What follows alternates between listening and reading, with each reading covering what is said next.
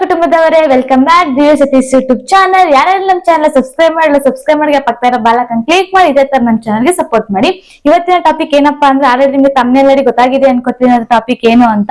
ಹೌದು, ಇವತ್ತು ನಾನು 6 ತಿಂಗಳಿಂದ 1 ಇಯರ್ ಒಳಗಡೆ ರಾಗಿ ಸರಿ ಹೇಗ್ ಮಾಡೋದು ಅಂತ ತಿಳಿಸ್ಕೊಡ್ತೀನಿ ಬನ್ನಿ. ಮತ್ತೆ ಏನೇನ ಮಿಕ್ಸ್ ಮಾಡ್ಬೇಕು ಅದಕ್ಕೆ ಅಂತ ನಿಮ್ಗೆ ಈ ವಿಡಿಯೋದ ಮುಖಾಂತರ ತಿಳಿಸ್ಕೊಡ್ತೀನಿ. ಮಾಡ್ಕೋಬೇಕು ಅಂತ ತೋರಿಸ್ಕೊಡ್ತೀನಿ ಬನ್ನಿ. ಫಸ್ಟ್ ರಾಗಿನ 2 kg ಅಷ್ಟು ಮಾಡಿಸ್ಕೊಳ್ಳಿ, ಜಾಸ್ತಿ ಮಾಡ್ಸಕ್ ಹೋಗ್ಬೇಡಿ, ಜಡೆ ಬಂದ್ಬಿಡುತ್ತೆ. ಅದಕ್ಕೋಸ್ಕರ 2 kg ಅಷ್ಟು ನೀಟಾಗಿ ಚೆನ್ನಾಗಿ ತೊಳೆದು ಬಿಸಿಲಲ್ಲಿ ಒಣಗಾಕಿಸ್ಕೊಳ್ಳಿ. ಒಣಗಿ ಅದು ಮಿಲ್ಲಲ್ಲಿ ಬಿಡಿಸ್ಕೊಳ್ಳೋರು ಇಲ್ಲ ಮನೇಲೆ ಪೌಡರ್ ಮಾಡ್ಕೋತೀನಿ ಅಂದ್ರೆ ಮನೇಲೆ ಪೌಡರ್ ಮಾಡ್ಕೊಳ್ಳಿ. ನೋಡಿ, ಈ ತರ ನೀಟಾಗಿ ಚೆನ್ನಾಗಿ ಕೆಂಪಿಗಿರ್ಬೇಕು ರಾಗಿ, ಇಷ್ಟು ಚೆನ್ನಾಗಿ ತೊಳಿಬೇಕು ರಾಗಿನ. ಅದನ್ನ ತೊಳೆದಾದ್ಮೇಲೆ ಚೆನ್ನಾಗಿ ಒಣಗಿಸ್ಕೊಳ್ಳಿ. ಅದಕ್ಕೆ ಏನೆಲ್ಲ ಮಿಕ್ಸ್ ಮಾಡ್ಬೇಕು, ಜಾಸ್ತಿ ಪ್ರಮಾಣದಲ್ಲಿ ಮಿಕ್ಸ್ ಮಾಡಬಾರ್ದು, ಅದಕ್ಕೆ ಸ್ವಲ್ಪ ಪ್ರಮಾಣದಲ್ಲಿ ಅಷ್ಟೇ ಮಿಕ್ಸ್ ಮಾಡ್ಬೇಕು. ಫಸ್ಟ್ ನೋಡಿ, 1/4 kg ಅಷ್ಟು ಪಿಸ್ತಾ ತಗೊಂಡಿದೀನಿ, ಮತ್ತೆ 1/4 kg ಅಷ್ಟು ಗೋಡಂಬಿ ತಗೊಂಡಿದೀನಿ. 1/4 kg ಅಷ್ಟು ತಗೊಳ್ಳಿ 2 kgಗೆ, ಜಾಸ್ತಿ ತಗೋಬೇಡಿ, ಯಾಕಂದ್ರೆ ಮಕ್ಕಳಿಗೆ ಜೀರ್ಣ ಮಾಡ್ಕೊಳ್ಳೋ ಕೆಪಾಸಿಟಿ ಇರಲ್ಲ. ಅದಕ್ಕೋಸ್ಕರ ನೋಡಿ 1/4 kg ಬಾದಾಮಿ, 1/4 kg ಅಷ್ಟು ಹೆಸರು ಕಾಳು, ಮತ್ತೆ 1/4 kg ಅಷ್ಟಿರೋ ಕಡಲೆಕಾಳು, 1/4 kg ಗೋಧಿ. ಇಷ್ಟನ್ನು ಕೂಡ 1/4 kg ತಗೊಳ್ಳಿ. 2 kgಗೆ 1/4 kg ಅಷ್ಟೇ ಮಾತ್ರ ಯೂಸ್ ಮಾಡ್ಬೇಕು. ನಾನು ಪದೇ ಹೇಳ್ತಾ ಇದ್ದೀನಿ, ಜಾಸ್ತಿ ಯೂಸ್ ಮಾಡಕ್ ಹೋಗ್ಬೇಡಿ. ಯೂಸ್ ಮಾಡಿದ್ರೆ ಮಕ್ಳು ತಡ್ಕೊಳ್ಳೋ ಕೆಪಾಸಿಟಿ ಇರಲ್ಲ. ಅದಕ್ಕೂ ಇಷ್ಟನ್ನು ಕೂಡ ಹೇಗೆ ತಯಾರು ಮಾಡ್ಕೊಳ್ಳೋ ಪೌಡರ್ ಅಂತ ತಿಳಿಸ್ಕೊಡ್ತೀನಿ ಬನ್ನಿ. ಸ್ಟವ್ ಹಚ್ಚಿ ಒಂದ್ ಬಾಣಲೆ ಇಟ್ಕೊಂಡು, ಏನು ಯೂಸ್ ಮಾಡೋದ್ ಬೇಡ, ಡ್ರೈ ರೋಸ್ಟ್. ನಾನು ಪಿಸ್ತಾ ತಗೊಂಡಿದ್ದೀನಿ, ಇದನ್ನ ಲೈಟ್ ಆಗಿ ಫ್ರೈ ಮಾಡ್ಕೋಬೇಕಷ್ಟೇ, ಜಾಸ್ತಿ ಫ್ರೈ ಏನ್ ಬೇಡ, ಲೈಟ್ ಆಗಿ ಮಾಡ್ಕೊಳ್ಳಿ. ಜಾಸ್ತಿ ಮಾಡಿದ್ರೆ ಪೌಡರ್ ಆದ್ರೆ ಟೇಸ್ಟ್ ಚೇಂಜ್ ಆಗ್ಬಿಡುತ್ತೆ.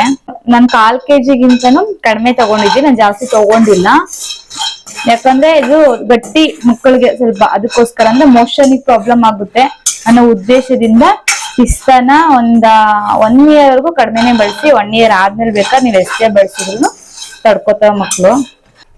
ನೋಡಿ, ಇಷ್ಟು ಫ್ರೈ ಆದ್ರೆ ಸಾಕು, ಇನ್ನು ಓವರ್ ಫ್ರೈ ಏನ್ ಬೇಡ, ಕಡಿಮೆ ಇದೇ ತರ ಲೈಟ್ ಆಗಿ ಫ್ರೈ ಮಾಡ್ಕೊಂಡು. ನೋಡಿ, ಲೈಟ್ ಆಗಿ ಫ್ರೈ ಆಗಿದೆ, ಎಲ್ಲೂ ಕೂಡ ಕಪ್ಪಾಗಿಲ್ಲ. ಕಪ್ಪಾಗೋರ್ಗೇನ್ ಫ್ರೈ ಮಾಡೋದ್ ಬೇಡ. ಇನ್ನು ಸ್ಮೆಲ್ ಗೊತ್ತಾಗುತ್ತೆ ನಿಮ್ಗೆ, ಫ್ರೈ ಮಾಡ್ತಾ ಇದ್ರೇನೆ ಅದು ಬೆಂದಿದೆ ಅನ್ನೋ ಸ್ಮೆಲ್ ಗೊತ್ತಾಗ್ಬಿಡುತ್ತೆ, ಆವಾಗ್ಲೂ ಕೂಡ ಸ್ಟಾಪ್ ಮಾಡಿ.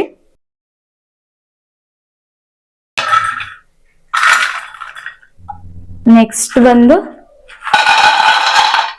ಗೋಡಂಬಿನ ಗೊತ್ತಾಗುತ್ತಲ್ಲ ನಿಮ್ಗೆನೆ, ಗೋಡಂಬಿನೂ ಕೂಡ ಫ್ರೈ ಮಾಡ್ಕೊಳ್ಳಿ. ಯಾವ ತರ ಅಂದ್ರೆ ಗೋಡಂಬಿ ಕಪ್ಪು ಬಣ್ಣ ತಿರುಗುತ್ತೆ, ಗೊತ್ತಾಗುತ್ತೆ. ವೈಟ್ ಇರೋದ್ರಿಂದ ಗೋಡಂಬಿ ಎಲ್ಲಾ ಕಡೆ ಒಂದ್ ಲೈಟ್ ಆಗಿ ಕಪ್ಪು ಬಣ್ಣ ಬಂದ್ರೆ ಸಾಕು. ನೀಟಾಗಿ ಫ್ರೈ ಮಾಡ್ಕೊಳ್ಳಿ. ನೋಡಿ, ಲೈಟ್ ಆಗಿ ಇವಾಗ ಕಪ್ಪು ಬಣ್ಣ ತಿರುಗ್ತಾ ಇದೆ. ಎಲ್ಲಿ ನೋಡ್ಕೊಳ್ಬಿಡ್ತೀವ್ಯಾ?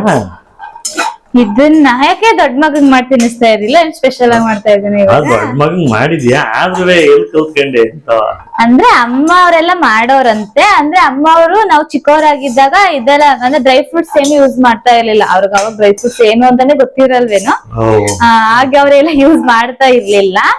ಅವ್ರ ಏನ್ ಯೂಸ್ ಮಾಡೋರು ಅಂದ್ರೆ ಅಕ್ಕಿ, ರಾಗಿ, ಗೋಧಿ, ಅದನ್ನ ಜಾಸ್ತಿ ರಾಗಿನೇ. ಅವಾಗಿಂದ ಮಕ್ಕಳು ರಾಗಿನೇ ಕೊಟ್ಕೊ ಬಂದಿರೋದು.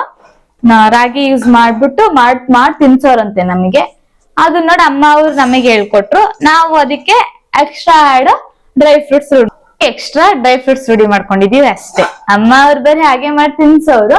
ಅವ್ರ ಅವಾಗ ಬೆಲ್ಲನೂ ಹಾಕ್ತಾ ಇರ್ಲಿಲ್ಲ, ಹಾಗೆ ಮಾಡೋರಂತೆ. ಬೆಲ್ಲನೂ ಹಾಕ್ತಿರ್ಲಿಲ್ಲ, ಉಪ್ಪು ಹಾಕ್ತಾ ಇರ್ಲಿಲ್ಲ, ಹಾಗೆ ಮಾಡಿ ತಿನ್ಸೋರಂತೆ ಸಪ್ಪೆ.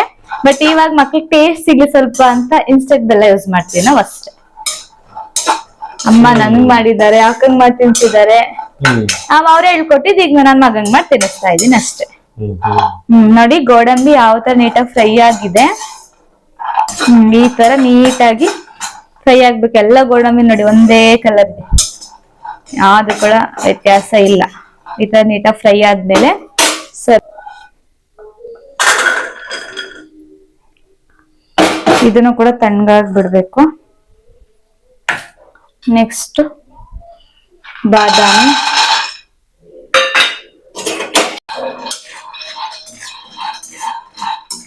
ನೋಡಿ ಬಾದಾಮಿ ಲೇಟೆ ಸ್ವಲ್ಪ ಡ್ರೈ ಬೇಯೋದು,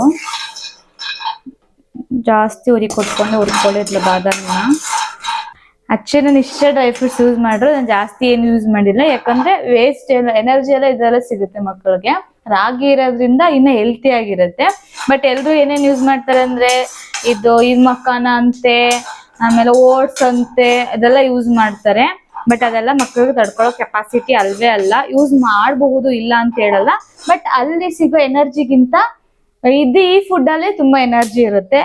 ಅದ್ರ ಬದಲು ಅದೆಲ್ಲ ಯೂಸ್ ಮಾಡೋದ್ರಿಂದ ಇದೇ ಸ್ವಲ್ಪ ಲೈಟ್ ಆಗಿ ಅಂದ್ರೆ ಇದನ್ನೆಲ್ಲ ಮಕಾನ ಎಲ್ಲ 1 year ಬೇಬಿ ಕೊಡೋದು, ಅದೆಲ್ಲ ಇವಾಗ ಯೂಸ್ ಮಾಡೋದೆಲ್ಲ ಬೇಡ ಅನ್ನಿಸ್ತು. ಸೊ ಅದಕ್ಕೆ ನಾನು ಯೂಸ್ ಮಾಡಿದ್ರೆ ಮಗನ್ ನಾನು ಯೂಸೇ ಮಾಡಿಲ್ಲ. ಸೊ ಅವನು ಹೆಲ್ತಿಯಾಗಿ ಅವ್ನು ಚೆನ್ನಾಗೇ ಇದ್ದಾನೆ. ಸೊ ಅದಕ್ಕೆ ಚಿಕ್ಕ ಮಗುನ್ ಕೂಡ ನಾನು ಯೂಸ್ ಮಾಡ್ತಾ ಇಲ್ಲ. ಎಷ್ಟು ಯೂಸ್ ಮಾಡಬೇಕು ಅಷ್ಟೇ. ನೋಡಿ ನೀಟಾಗಿ ಫ್ರೈ ಆಗಿದೆ ನೋಡಿ. ಎಲ್ಲ ಇದ್ಬಿಟ್ಟಿದೆ, ಸೀಡ್ ಬಿಟ್ಟಂಗ ಆಗ್ತಾ ಇದೆ ನೋಡಿ. ಈ ತರ ಆಗುತ್ತೆ ಬಾದಾಮಿ. ನೀಟಾಗಿ ಒಂದೇ ಸಮ ಹುರ್ಕೋಬೇಕು. ಇಲ್ಲ ಅಂತಂದ್ರೆ ನಾವು ಪುಡಿ ಮಾಡ್ಬೇಕಾದ್ರೆ ಒಂದೊಂದ್ ಪುಡಿ ಆಗುತ್ತೆ, ಒಂದೊಂದ್ ಪುಡಿ ಆಗಲ್ಲ, ಆ ತರ ಆಗ್ಬಿಡುತ್ತೆ. ಅದಕ್ಕೆ ಎಲ್ಲ ನೀಟಾಗಿ ಫ್ರೈ ಆಗ್ಬೇಕು. ಆ ತರ ನೀಟಾಗಿ ಫ್ರೈ ಮಾಡ್ಕೊಳ್ಳಿ. ಸ್ವಲ್ಪ ಟೈಮ್ ಹಿಡಿಯುತ್ತೆ ಅಷ್ಟೇನೆ, ಇಲ್ಲ ಅಂದ್ರೆ ಮಾಡ್ಬೋದು ಆರಾಮ್ಸೆ, ಏನಿಲ್ಲ. ನೋಡಿ ಈ ತರ ನೀಟಾಗಿ ಎಲ್ಲ ಫ್ರೈ ಆಗಿದೆ. ಇದನ್ನ ಕೂಡ ಒಂದು ಬೌಲ್ ಇತ್ತು. ಈಗ ಕಡಲೆಕಾಳು ತಗೊಂಡಿದ್ದೀನಿ.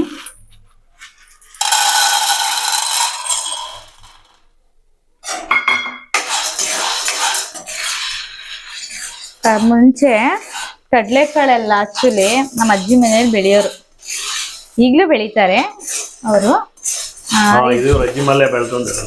ಈಗ ನಮ್ಮ ಅಜ್ಜಿ ಮನೇಲಿ ಬೆಳೆದಿರೋ ತಂದಿಲ್ಲಪ್ಪ, ಈಗ ಅಂಗಡಿಯಿಂದನೇ ತಂದಿರೋದು.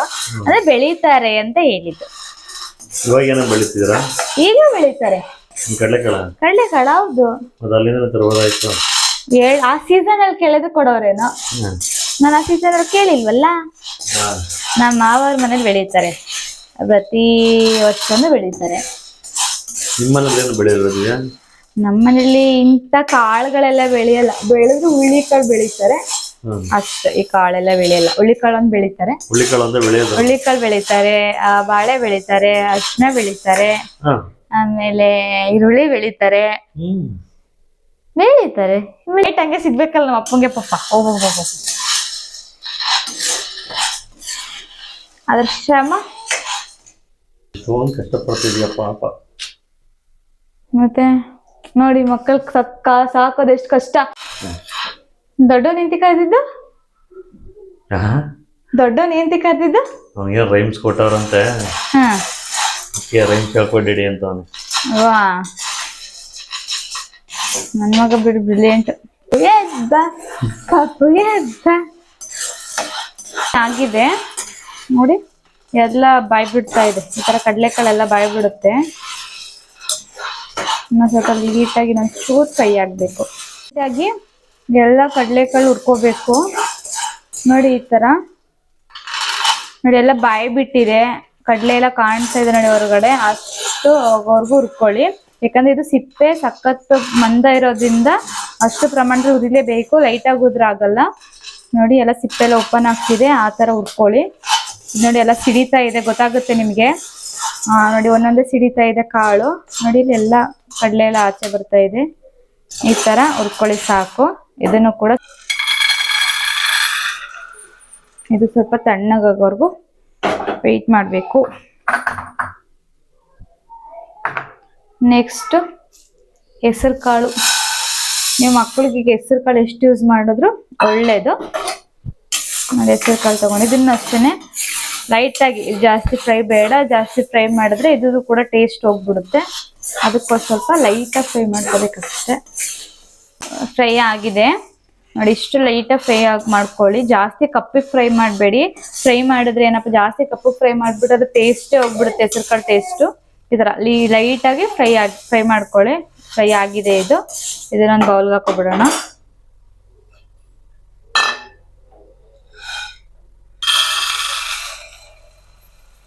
ನೆಕ್ಸ್ಟ್ ಗೋಧಿ.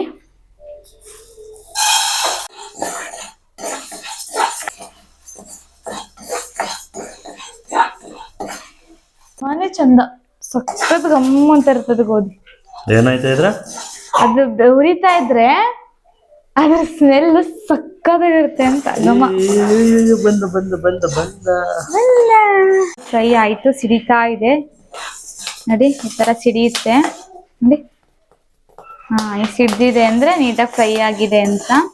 ಈ ತರ ಸಿಡಿದ್ಮೇಲೆ ಆಫ್ ಮಾಡ್ಕೊಳ್ಳಿ ಸಾಕು. ಇಷ್ಟೇ ಫ್ರೈ ಸಾಕಿದು. ಎಲ್ಲಾನು ಫ್ರೈ ಮಾಡ್ಕೊಂಡಿದೀನಿ. ಅಂದ್ರೆ ರಾಗಿ ಮಾತ್ರ ಫ್ರೈ ಮಾಡೋಂಗಿಲ್ಲ, ಹಂಗೆ ತೊಳೆದು ಒಣಗಾಕಿ ಮಿಲ್ಲಿಗೆ ಬಿಡಿಸ್ಕೊಳ್ಳೋದು ಅಷ್ಟೇನೆ. ನಾನು ಆಲ್ರೆಡಿ ಮಿಲ್ಲಿಗೆ ಬಿಡಿಸಿದೀನಿ, ಬನ್ನಿ ಯಾವ ತರ ಇದೆ ಪೌಡ್ರ್ ಅಂತ ತೋರಿಸ್ತೀನಿ ನೋಡಿ. ಮಿಲ್ಲಿಗೆ ಬಿಡಿಸಿ ಇಟ್ಕೊಂಡಿದ್ದೀನಿ ನಾನು ನೋಡಿ. ರಾಗಿ ಪೌಡರ್ ಇದು. ಇದನ್ನ ತೊಳೆದು ನೀಟಾಗಿ ಮಿಲ್ಲಲ್ಲಿ ಬಿಡಿಸಿ, ಆಕ್ಚುಲಿ ಗಾಳಿ ಆಡದೇ ಇರೋಂಥ ಬಾಕ್ಸ್ ಎಲ್ಲ ಸ್ಟೀಲ್ ಬಾಕ್ಸ್ ಎಲ್ಲ ಇಟ್ಕೊಳ್ಳಿ. ಗಾಳಿ ಆಡಬಾರ್ದು, ಗಾಳಿ ಆಡಿದ್ರೆ ಕೆಟ್ಟೋಗ್ಬಿಡುತ್ತೆ, ಜಡೆ ಜಡೆ ಟೈಪ್ ಬಂದ್ಬಿಡುತ್ತೆ, ಹುಳ ಆಗ್ಬಿಡುತ್ತೆ. ಅದಕ್ಕೆ ನಾನು ಏನ್ ಮಾಡಿದೀನಿ, ಬರೀ ರಾಗಿನೇ ಸಪರೇಟ್ ಆಗಿ ಈ ತರ ಇಟ್ಕೊಂಡಿದೀನಿ. ಅದ್ರೊಳಗಡೆ ಮಿಕ್ಸ್ ಮಾಡ್ಕೊಳ್ಳಲ್ವಾ ಇದನ್ನ ಈಗ ಪೌಡರ್ ಮಾಡಿ?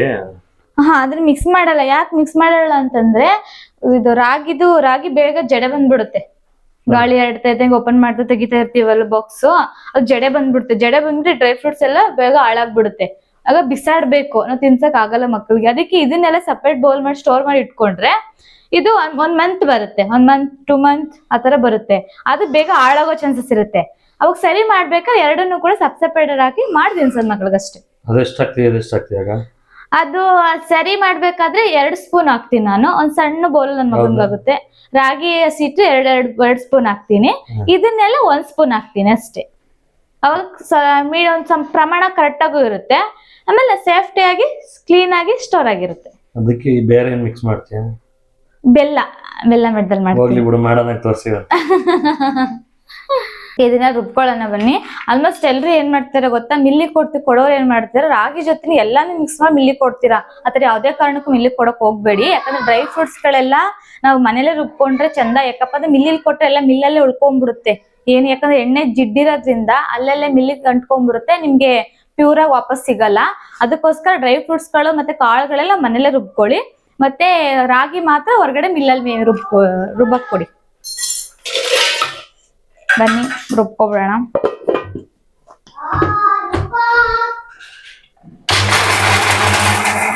ಗೊತ್ತಾ, ಎಲ್ಲಾನು ಸಪ್ರೇಟ್ ಆಗಿ ರುಬ್ಕೊಳ್ಳಿ, ಒಟ್ಟಿಗೆ ರುಬ್ಬಕ್ ಹೋಗ್ಬೇಡಿ. ಯಾಕಂದ್ರೆ ಎಣ್ಣೆ ಬಿಟ್ಬಿಡುತ್ತೆ ರುಬ್ತಾ ಎಲ್ಲ ಕಾಳುಗಳು.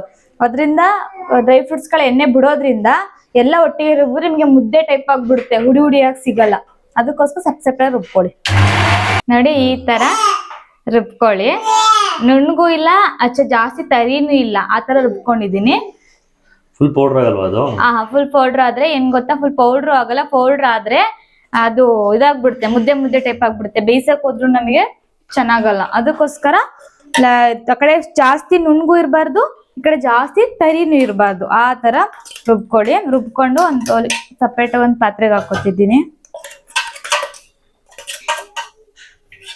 ಈ ತರ ನೋಡಿ, ಎಷ್ಟು ಒಗರಾಗಿದೆ ನೋಡಿ. ಈ ತರ ರುಬ್ಕೊಳ್ಳಿ. ನೆಕ್ಸ್ಟ್ ಇವಾಗ ಗೋಡಂಬಿ ನೋಡಿ. ಗೋಡಂಬಿ ಅಂತ ಎಣ್ಣೆ ಬಿಟ್ಬಿಡುತ್ತೆ, ಜಾಸ್ತಿ ರುಬ್ಬಕ್ ಹೋಗ್ಬೇಡಿ. ರುಬ್ತಾ ಪದೇ ತಿರ್ಸಿ ರುಬ್ಬಿ, ಹಂಗಾದ್ರೆ ಸರಿ ಹೋಗುತ್ತೆ. ಇಲ್ಲಾಂದ್ರೆ ಎಣ್ಣೆ ಬಿಡೋದ್ರಿಂದ ಅದು ಚೆನ್ನಾಗಿ ನುಣ್ಣಗಾಗಲ್ಲ. ಇದನ್ನ ಪದೇ ತೆಗೆದು ಪುನಃ ಪದೇ ಆಫ್ ಮಾಡಿ ರುಬ್ಬಕ್ ಹೋದ್ರೆ ಜಾಸ್ತಿ ಹಂಗ್ ಮಾಡಕ್ ಹೋಗ್ಬಿಡಿ. 2 ಟೈಮ್ಸ್ ಅಷ್ಟು ಮಾಡಿ. ಜಾಸ್ತಿ ಹಂಗ್ ಮಾಡಕ್ ಹೋದ್ರೆ ಅದು ಮುದ್ದೆ ಟೈಪ್ ಆಗ್ಬಿಡುತ್ತೆ, ಎಣ್ಣೆ ಬಿಟ್ಬಿಡುತ್ತೆಲ್ಲ. ಸೊ ನೋಡಿ ಎಷ್ಟು ಉಗ್ರಾಗಿದೆ. ಈಗ ಬಾದಾಮಿ ರುಬ್ಕೊತಿದೀನಿ.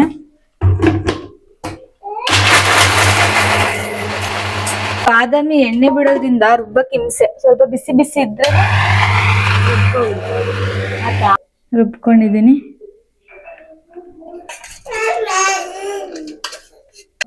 ನೆಕ್ಸ್ಟ್ ಗೋಧಿ.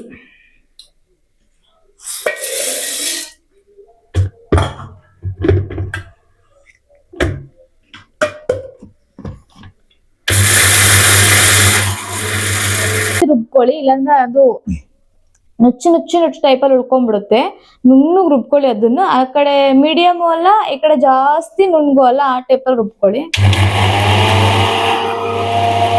ಈ ಕಡೆ ನುಚ್ಚು ಆಗಿಲ್ಲ, ಆ ಕಡೆ ಜಾಸ್ತಿ ನುಣ್ಣಗೂ ಆಗಿಲ್ಲ. ಇದು ಬೆಂದಾಗ ಒಂದ್ ಮೀಡಿಯಂ ಟೈಪಲ್ಲಿ ಬರುತ್ತೆ. ಹೇಗ್ ಬರುತ್ತೆ ಅಂದ್ರೆ, ನಾವು ಗಂಜಿ ಮಾಡ್ತೀವಲ್ಲ, ಅಂದ್ರೆ ಅಕ್ಕಿ ಗಂಜಿ, ರಾಗಿ ಗಂಜಿ ಅವಾಗ ಮಾಡ್ತೀವಲ್ಲ, ಆ ಟೈಪಲ್ಲೇ ಬರುತ್ತೆ ಇದನ್ನು. ನೋಡಿ ಒಂಚೂರು. ನೆಕ್ಸ್ಟ್ ಕಡಲೆಕಾಳು.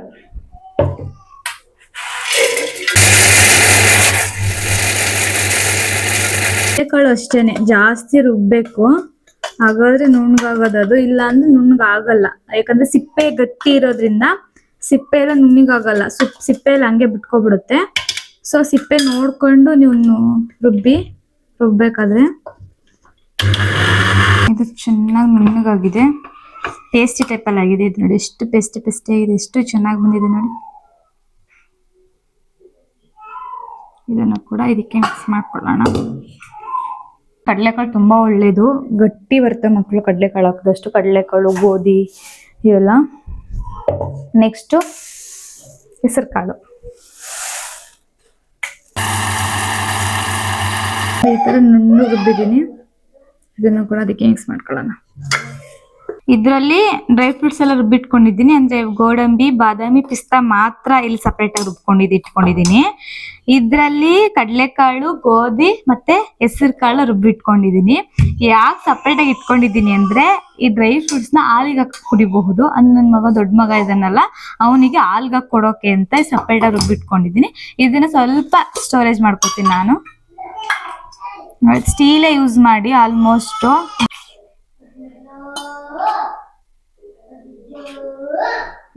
ಇದನ್ನು ದೊಡ್ಡ ಮಗಂಗೆ ಮತ್ತೆ ನಾನು ಕೂಡ ಹಾಕೊಂಡು ಕುಡಿತೀನಿ. ಅದಕ್ಕೆ ಸ್ಟೋರ್ ಮಾಡಿ ಇಟ್ಕೊಂಡೆ.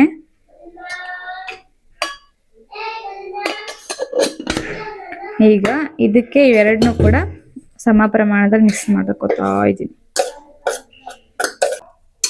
ನೋಡಿ. ಈ ತರ ಮಿಕ್ಸ್ ಮಾಡ್ಕೊಳ್ಳಿ. ಮಿಕ್ಸ್ ಮಾಡ್ಕೊಂಡು ಇದು ಅಮ್ಮಮ್ಮ ಅಂದ್ರೂ ನಿಮಗೆ 2 months ಬರುತ್ತೆ. 2 times ತಿನ್ಸೋರಾದ್ರೆ 1.5 month ಬರುತ್ತೆ. 1 time ತಿನ್ಸೋರಾದ್ರೆ 2-3 months ಬರುತ್ತೆ. 2 times ತಿನ್ನಿಸ್ತೀವಿ ಅಂತಂದ್ರು, 3 times ತಿನ್ನಿಸ್ತೀವಿ ಅಂತ ಅನ್ನೋರ್ಗು ಕೂಡ 1 month ಬರುತ್ತೆ ಆರಾಮ್ಸೆ. ಅಕ್ಕಿ ಯಾಕಪ್ಪ ನಾನು ಮಿಕ್ಸ್ ಮಾಡ್ಲಿಲ್ಲ ಅಂದ್ರೆ ಹೇಳದೆ ಮತ್ತೆ ನಾನು ಅಮ್ಮ ಅಲ್ಲಿ ಅಕ್ಕಿ ಹಾಕಿ ಮಾಡೋರು. ನಾನು ಯಾಕಪ್ಪ ಅಕ್ಕಿ ಯೂಸ್ ಮಾಡಿಲ್ಲ ಅಂದ್ರೆ 1 time ನನ್ನ ಮಗನಿಗೆ ಸೆರ್ಲಾಕ್ ಕೊಡ್ತಾ ಇದ್ದೀನಿ, ಅದ್ರಲ್ಲಿ ಅಕ್ಕಿ ಮಿಕ್ಸ್ ಇದೆ. ಈಗ ಬೆಳಗ್ಗೆ ಟೈಮ್ ರಾಗಿ ಸರಿ ಕೊಡ್ತೀನಿ, ಇದನ್ನೆಲ್ಲ ಮಿಕ್ಸ್ ಮಾಡ್ಕೊಡ್ತೀನಿ. ಮತ್ತೆ ಮಧ್ಯಾಹ್ನ ಟೈಮ್ ಸಿರ್ಲೆಕ್ ಕೊಡ್ತೀನಿ, ಸಂಜೆ ಟೈಮ್ ರಿಪೀಟ್ ರಾಗಿ ಸರಿ ಕೊಡ್ತೀನಿ. ಸೊ 1 time ಅಕ್ಕಿ ಆಲ್ರೆಡಿ ಹಾರ್ಡ್ ಆಗಿರುತ್ತೆ. ಸೊ ಅಕ್ಕಿ ಹಾರ್ಡ್ ಆಗಿರುತ್ತೆ, ಮಕ್ಕಳಿಗೆ ಮೋಷನ್ಗೆಲ್ಲ ಪ್ರಾಬ್ಲಮ್ ಆಗುತ್ತೆ. ಅದಕ್ಕೋಸ್ಕರ ಅಕ್ಕಿನ ಜಾಸ್ತಿ ಯೂಸ್ ಮಾಡಲ್ಲ, 1 time ಯೂಸ್ ಮಾಡ್ತೀವಿ ಅಷ್ಟೇನೆ. ಈಗ ಬೆಳಗ್ಗೆ ತಿಂದು ಮಧ್ಯಾಹ್ನ ಅದೇ ತಿನ್ಬೇಕು ಅಂದ್ರೆ ಅದೇ ಟೇಸ್ಟ್ ಸಿಗ್ತಾ ಇರ್ತದೆ ಮಗುಗೆ, ಮತ್ತೆ ಎನರ್ಜಿ ಯಾವ್ದು ಚೇಂಜಸ್ ಇರಲ್ಲ. ಅದಕ್ಕೋಸ್ಕರ ಬೆಳಗ್ಗೆ ಸಂಜೆ ಮಾತ್ರ ರಾಗಿ ಸರಿ ಕೊಡ್ತೀನಿ, ಮಧ್ಯಾಹ್ನ ಟೈಮ್ ಸರ್ಲಾಕ್ ತಿನ್ನಿಸ್ತೀನಿ. ಅದ್ರಲ್ಲಿ ಅಕ್ಕಿ ಹ್ಯಾಡ್ ಆಗಿದೆ. ಸೊ ಅದಕ್ಕೋಸ್ಕರ ನಾನು ನನ್ನ ಮಗನ್ಗೆ ಇವಾಗ ಅಕ್ಕಿ ಹ್ಯಾಡ್ ಮಾಡಿಲ್ಲ. ರೆಡಿ ಆಗಿದೆ. ಇದನ್ನು ಕೂಡ ಏನಪ್ಪಾ ಅಂದ್ರೆ ಗಂಜಿ ಟೈಪಲ್ಲಿ ಮಾಡಿ ತಿನ್ನಿಸ್ಬೋದು 1 time. ಈಗ ಸೆರ್ಲಾಕ್ ಮಾಡ್ತೀವಲ್ಲ ಆ ತರ ಬಿಸಿನೀರಲ್ಲಿ ಚೆನ್ನಾಗಿ ಕುದಿಸ್ಕೊಂಡು ಬರೀ ಇದನ್ನೇ ಕೂಡ, ಯಾಕಂದ್ರೆ ಕಾಳೆಲ್ಲ ಮಿಕ್ಸ್ ಇರೋದ್ರಿಂದ ಇದನ್ನ ತಿನ್ನಿಸ್ಬಹುದು. ಅಂದ್ರೆ ತೆಳ್ಳೆ ಮಾಡ್ಬೇಕು, ಸಖತ್ತು ಗಟ್ಟಿ ಮಾಡಕ್ ಆಗಲ್ಲ. ನೀರ್ ಟೈಪ್ ಅಲ್ಲ, ಗಂಜಿ ಟೈಪ್ ಅಲ್ಲಿ ಅದೆಲ್ಲ ಹೊಟ್ಟಲ್ಲಿ ಕುಡಿತೀವಲ್ಲ ಆ ಟೈಪಲ್ಲಿ ಮಾಡಿಸಿ ತಿನ್ನಿಸ್ಬಹುದು. ಇದನ್ನ ಬನ್ನಿ ಒಂದು ಬಾಕ್ಸ್ ಸ್ಟೋರ್ ಮಾಡ್ಕೊಬಿಡೋಣ. ಆದಷ್ಟು ಸ್ಟೀಲ್ ಬಾಕ್ಸ್ ಸ್ಟೋರ್ ಮಾಡ್ಕೊಳ್ಳಿ. ಯಾಕಪ್ಪ ಅಂತಂದ್ರೆ ಗಾಳಿ ಆಡಲ್ಲ ಸ್ಟೀಲ್ ಬಾಕ್ಸಿಗೆ, ಆದ್ರೆ ಬೇಗ ಹಾಳಾಗಲ್ಲ, ಪೌಡರು ಚೆನ್ನಾಗಿರುತ್ತೆ. ಆಮೇಲೆ ಗಾಜು ಕೂಡ ಯೂಸ್ ಮಾಡಬಹುದು, ಅಂದ್ರೆ ಹುಷಾರಾಗಿ ಇಟ್ಕೋಬೇಕು ಅಷ್ಟೇ. ಗ್ಲಾಸ್ ಅಂತ ಹೊಡೆದ್ರೆ ಎಲ್ಲ ಗೋವಿಂದ ಕಷ್ಟ ಬಿದ್ದು ಮಾಡಿರ್ತದೆಲ್ಲ. ಆಮೇಲೆ ಸ್ಟೋರ್ ಮಾಡ್ಬೇಕಾದ್ರೂ ಅಷ್ಟೇನೆ ಅದ್ನಿ ಒಳಗಡಿಕೆ ಎಲ್ಲ ಫುಲ್ ಒಂದ್ ಕಡೆಯಿಂದ ನೀಟಾಗಿ ಸ್ಟೋರ್ ಮಾಡಿ, ಗಾಳಿಗೆ ಹೋಗ್ಬಾರ್ದು. ಆ ತರ ಚೆನ್ನಾಗಿರುತ್ತೆ. ಯಾವ ತರ ಗೊತ್ತಾ, ನೀವು ಖಾರದ ಪುಡಿ ಮಾಡ್ಕೊಂಡ್ರೆ ಮನೇಲಿ ಯಾವ ತರ ಬಾಕ್ಸಿಗೆ ತುಂಬ್ತೀರಾ ಆ ತರ ತುಂಬಿಟ್ಕೊಳ್ಳಿ, ಚೆನ್ನಾಗಿರುತ್ತೆ. ಪೌಡ್ರ್ ಹಾಳಾಗಲ್ಲ ಬೇಗ.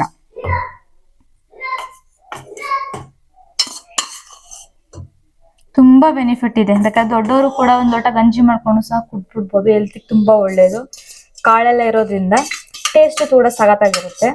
ಏನಪ್ಪಾ ಅಂತಂದ್ರೆ ಇದನ್ನ ಬಟ್ಟೆಲಿ ಒಂದಿರ್ಸೋ ಅವಶ್ಯಕತೆ ಇಲ್ಲ. ರಾಗಿ ಮಾತ್ರ ನಾವು ಮಿಲ್ ಇಡ್ಸ್ಕೊ ಬಂದ ಮೇಲೆ ಒಂದ್ ಬಟ್ಟೆಲಿ ನೀಟಾಗಿ ಹೊಂದಾಡ್ಕೋಬೇಕು. ಯಾಕಂದ್ರೆ ಇರೋಂಥ ಡಸ್ಟ್ ಮತ್ತೆ ರಾಗಿದು ಸ್ವಲ್ಪ ತೆರಿ ಇರುತ್ತೆ, ಅದು ಎಲ್ಲ ಕೂಡ ಅಲ್ಲಿ ಹೋಗುತ್ತೆ. ಇದು ಮಾತ್ರ ಹಂಗೇನು ಮಾಡ್ಕೊಳಂಗಿಲ್ಲ, ಬಟ್ಟೆಲೇನು ಒಂದಾಡ್ಕೊಳಂಗಿಲ್ಲ, ಯಾಕಂದ್ರೆ ಅಷ್ಟು ನುಣ್ಣಗೆ ರುಬ್ಕೊಂಡಿರ್ತೀವಿ. ಮತ್ತೆ ಮನೇಲೆ ಪೌಡರ್ ಮಾಡ್ಕೊಳ್ಳೋದ್ರಿಂದ ಏನು ಪ್ರಾಬ್ಲಮ್ ಇರಲ್ಲ, ಚೆನ್ನಾಗಿರುತ್ತೆ. ಅದರಿಂದ ನೀಟಾಗಿ ಗಟ್ಟಿಯಾಗಿ ಪ್ಯಾಕ್ ಮಾಡ್ಕೊಳ್ಳಿ. ಈ ತರ ಪ್ಯಾಕ್ ಮಾಡಿ ಇಟ್ಕೊಂಡಿದೀನಿ. ಈ ಸರಿನಾ ಹೇಗ್ ಮಾಡೋದು ಅಂತ ಆಕ್ಚುಲಿ ನಿಮ್ಗೆ ನೆಕ್ಸ್ಟ್ ತಿಳಿಸ್ಕೊಡ್ತೀನಿ. ಯಾರಿಗೆಲ್ಲ ಡೌಟ್ಸ್ ಇದೆ ಅವ್ರು ಕಮೆಂಟ್ ಮಾಡಿ. ಮತ್ತೆ ಯಾರಿಗೆಲ್ಲ ಇಷ್ಟ ಆಯ್ತು ವಿಡಿಯೋ ಲೈಕ್ ಮಾಡಿ, ಶೇರ್ ಮಾಡಿ, ಸಬ್ಸ್ಕ್ರೈಬ್ ಮಾಡಿ. Thank you for watching.